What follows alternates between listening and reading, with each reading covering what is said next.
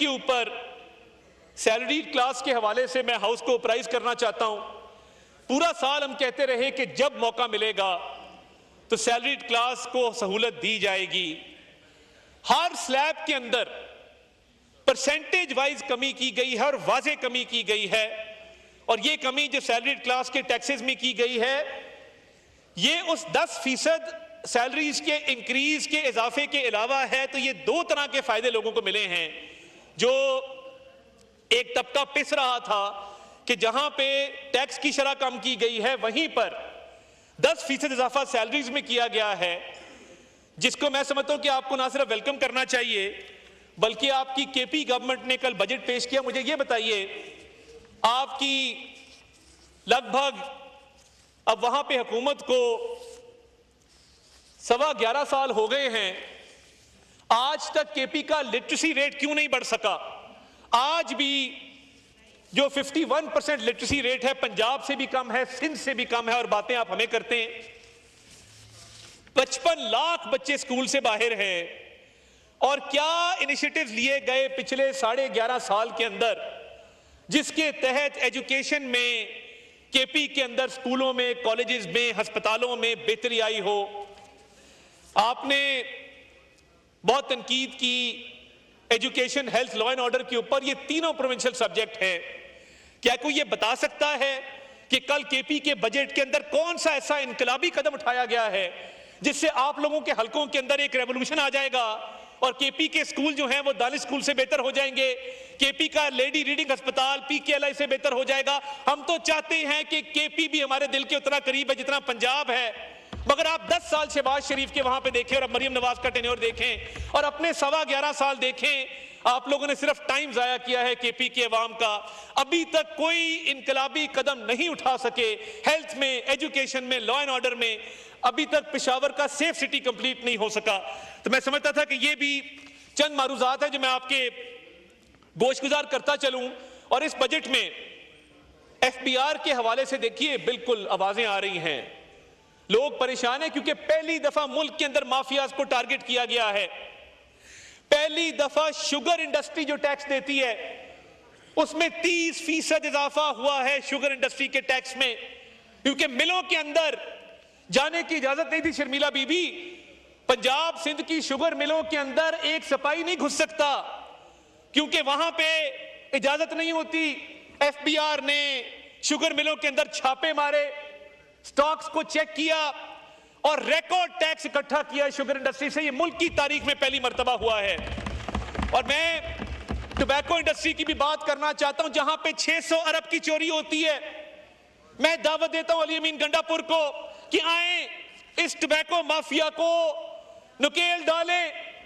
मुल्क में सिर्फ 2 टोबैको कंपनीज हैं जो मुल्क के अंदर टैक्स देती हैं, बाकी काउंटरफिट सिगरेट जो बनता है और जो टोबैको माफिया हमारे चंद सूबों के अंदर विराजमान है, इधर कोई तकरीर करता है उधर वो अप्रोच हो जाता है।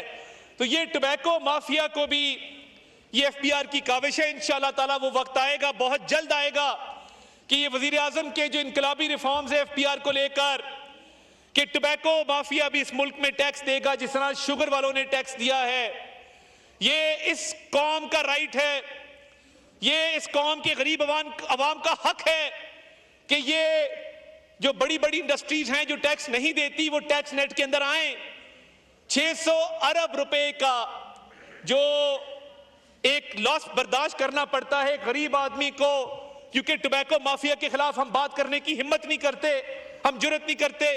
और मैं एफबीआर को, चेयरमैन एफबीआर को सलाम पेश करना चाहता हूं कि वजीर आजम के विजन के तहत कराची के पोर्ट पे पहली मर्तबा फेसलेस अप्रेजमेंट का सिस्टम आया है कि जो कंसाइनमेंट आएगी, ना कंसाइनी को ना कंसाइनर को पता होगा कि कौन सा अफसर है जो कंसाइनमेंट क्लियर कर रहा है।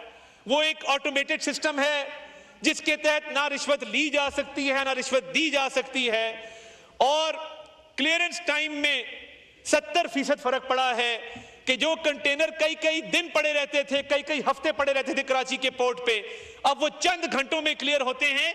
ये भी वजीर आजम का विजन था एफबीआर को लेके, जिसने एक बहुत बड़ा फर्क डाला है। एफबीआर टेक्नोलॉजी, आर्टिफिशियल इंटेलिजेंस और सॉफ्टवेयर डेवलपमेंट की तरफ जा रहा है कि तमाम सेक्टर्स में इंशाअल्लाह ताला ह्यूमन इंटरवेंशन को कम से कम किया जाएगा और जो एआई है, इंफॉर्मेशन टेक्नोलॉजी है, उसके जरिए रिकॉर्ड टैक्सेस इकट्ठे किए जाएंगे। और यह भी इस मुल्क की तारीख में पहली बार हुआ है कि वजीर आज़म शहबाज शरीफ ने विंडफॉल टैक्स लगाया बैंक्स के ऊपर। अब तक विंडफॉल टैक्स 23 अरब रुपए का अलग, उसके अलावा जो स्टे ऑर्डर्स वेकेट करवाए जाती दिलचस्पी लेके 34.5 अरब रुपया उसके अलावा आ चुका है सरकारी खजाने के अंदर। यही वजह है कि जब IMF देखता है तो वो कहता है कि पाकिस्तान ने अपने ताईं जो फाइनेंशियल रेगुलेशन लागू की है, इजाफी टैक्सेस इकट्ठे किए हैं और FBR के अंदर जो रिफॉर्म्स किए हैं, इनकी तारीख में मिसाल नहीं मिलती। और एग्री सेक्टर के वाले से मैं ये कहना चाहता हूं कि वजीर आजम ने फर्टिलाइजर पे, पेस्टिसाइड पे कोई नया टैक्स नहीं लगाया और इस पे कोशिश की। अब सूबों का काम है कि वो ज़राअत के शोबे के अंदर अपना किरदार अदा करें और एक ज़राई इनकलाब बर्पा करें, क्योंकि हमने जिम्मेदार के ऊपर मजीद बोझ नहीं डाला और टैक्स नहीं लगने दिया। तो ये बजट के हवाले से अभी तक कोई ठोस तजावीज़ इस साइड से मैं ना सुन सका ना आ सकी। तो मैं ये समझता हूं कि अगर ये शैडो बजट ले आते, अगर थोड़ा स्टडी कर लेते, बजट की किताबें पढ़ने की जहमत कर लेते, तो ये सियासी तकारीर ना होती और हम सब मिल के मुल्क की इकॉनमी को मजीद ठीक करने के हवाले से बातचीत करते। और जो उड़ान पाकिस्तान प्रोग्राम है वो मुस्लिम लीग नून का प्रोग्राम नहीं है, वो पाकिस्तान का प्रोग्राम है, वो आपका प्रोग्राम है, मेरा प्रोग्राम है। इसको मिल के हमने आगे लेकर चलना है और ये सूबों के बगैर मुमकिन नहीं है।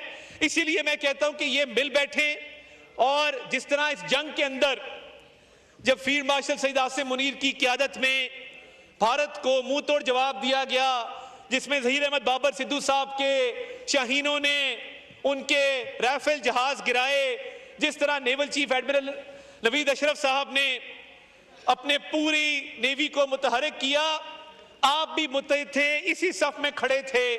तो जब इकॉनमी की बारी आती है तब भी हमें यक ज़बान और यकजा होना है और इकॉनमी को अब ये टेक ऑफ की तरफ जा रही है, हम स्टेबिलिटी से ग्रोथ की तरफ जा रहे हैं। इसमें आपका हिस्सा डलेगा तो तारीख हमेशा आपको याद करेगी कि आपने पाकिस्तान के इकोनॉमिक टेक ऑफ में अपना किरदार अदा किया था। और इस बजट के अंदर जहां पे सैलरी क्लास को रिलीफ दिया गया है, तनख्वाहों में इजाफा किया गया है, जहां पे ज़राअत के शोबे के अंदर मजीद जो है वो टैक्स नहीं लगने दिए गए, वहीं पे जो टैरिफ रिजीम आई है, जहां पे रॉ मटेरियल्स को इंपोर्ट करना अब आसान होगा हमारे इंडस्ट्रियलिस्ट के लिए कि उनका कॉस्ट ऑफ प्रोडक्शन नीचे जाएगा, वो खाम माल बाहर से मंगवाएंगे, उस पे इंपोर्ट ड्यूटी कम होगी और उसके साथ साथ ग्रोथ अचीव कर सकेंगे, उनकी कंपेटिटिवनेस बढ़ेगी, उनकी एफिशिएंसी बढ़ेगी और टैरिफ पॉलिसी से फायदा उठाते हुए वो एक्सपोर्ट करेंगे। ये वजीर आजम का विजन था शहबाज शरीफ साहब का कि खाम माल सस्ता आएगा, कॉस्ट ऑफ प्रोडक्शन नीचे जाएगी, यहां से एक्सपोर्ट करने में आसानी होगी। तो ये इनकलाबी इकदाम किए गए हैं जो मैं समझता हूं कि तारीख में पहली मर्तबा किए गए हैं। काश आप भी बजट डॉक्यूमेंट पढ़ के कोई ऐसी तजावीज़ देते जिससे इस मुल्क का फायदा होता। तो मैं एंड पे ये जो माइक टूटा और आपने जो ये 5 लाइनें बिल्कुल जो है वो खत्म करके रख दी, मैं वही शेर दोहराऊंगा जो मैं उमर अयूब साहब के लिए पहले कह चुका हूं कि जाहिल को अगर जहल का इनाम दिया जाए, इस हादसा वक्त को क्या नाम दिया जाए। मैं खाने की तौहीन रिंदों की हतक है, कम ज़र्फ के हाथों में अगर जाम दिया जाए। जनाब बहुत शुक्रिया।